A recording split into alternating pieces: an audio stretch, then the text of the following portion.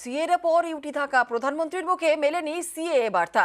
এবার উত্তরবঙ্গকেও ইউটি ঘোষণা করছে না কেন্দ্র। খোদ অনন্ত মহারাজের গলায় হতাশার সুর। রাজ্য বিজেপি নেতাদের বিরুদ্ধে চরম ক্ষোভ। বাজেট অধিবেশনের আগে যেটা অধিবেশন ছিল, এই অধিবেশনে গৃহমন্ত্রীর সঙ্গে আমার দেখা হয়েছে। সেখানে সুকান্ত মজুমদারও ছিল।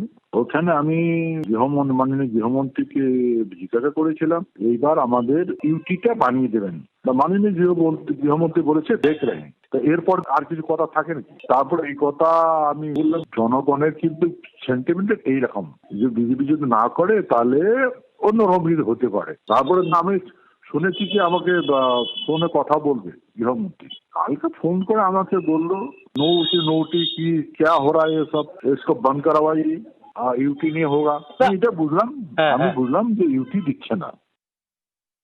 অনন্ত মহারাজ যখন রাজ্যসভার সাংসদ হয়েছিলেন তখন উত্তরবঙ্গবাসীর কাছে, রাজবংশী যারা ভোটার রয়েছেন উত্তরবঙ্গে, তাদের কাছে মালদা, আলিপুরদুয়ার, কোচবিহার, উত্তর দিনাজপুর, দক্ষিণ দিনাজপুর জেলার যে রাজবংশী ভোটাররা রয়েছেন তাদের কাছে তিনি একটা প্রতিশ্রুতি দিয়েছিলেন।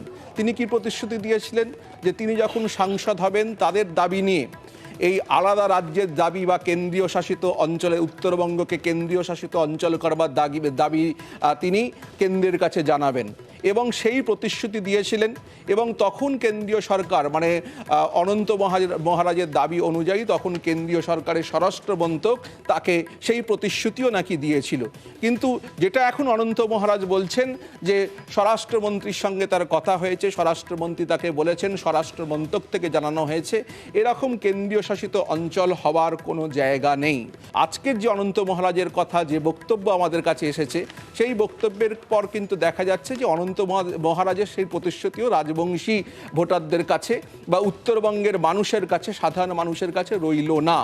উত্তরবঙ্গের মানুষের এই যে দাবি যেটা তোলা হয়েছিল রাজবংশী ভোটকে মাথায় রেখে, রাজবংশী ভোটারদের কথা মাথায় রেখে, সাধারণ মানুষের কথা মাথায় রেখে, সেই উত্তরবঙ্গের এই পৃথক রাজ্য বা কেন্দ্রীয় শাসিত অঞ্চলের যে দাবি তোলা হয়েছিল, এবারে লোকসভা ভোটের আগেও যদি সেটাও না, সেই প্রতিশ্রুতিও যদি রক্ষা করতে না পারে উত্তরবঙ্গের নেতারা, তাহলে সেক্ষেত্রেও কতটা এই রাজবংশী ভোট লোকসভা নির্বাচনের আগে বিজেপি কতটা ধরে রাখতে পারবে উত্তরবঙ্গের ক্ষেত্রে, সেটাও কিন্তু একটা প্রশ্ন থেকে যাচ্ছে।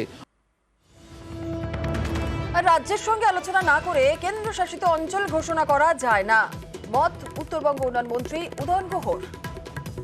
রাজ্য সরকারের সাথে আলোচনা না করে কেন্দ্রীয় সরকার বা বিজেপি আলাদা রাজ্য করে দেবে বা ইউনিয়ন টেরিটরি করে দেবে, এটা সম্ভব না।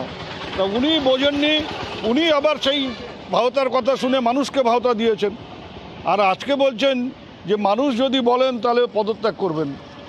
আমার তো যতদূর ধারণা উনি তো মানুষের সাথে আলোচনা করে রাজ্যসভার সদস্য হননি। যাদের সাথে আলোচনা করে রাজ্যসভার সদস্য হয়েছেন তাদের সাথে আলোচনা করুন, তারা কি বলে তাদের কথা শুনে সেইভাবে ব্যবস্থা নিন। মানুষের কাঁধে বন্দুক রেখে কী হবে? নিজের বিবেক, নিজের আত্মা, নিজের মগজের কাছে প্রশ্ন করুন, কি করা উচিত সেই কাজটাই করুন, যদি পাপস্খলন করতে পারেন। রাজ্যের ভৌগোলিক অবস্থান অক্ষুণ্ণ রাখতে বদ্ধপরিকর বিজেপি, দাবি শ্রমিক ভট্টাচার্যের। বিজেপি কোনোদিন বলেছে যে ধরনের কোনো টেরিটরির পক্ষে আমরা ছিলাম? আমাদের অবস্থান অত্যন্ত স্পষ্ট।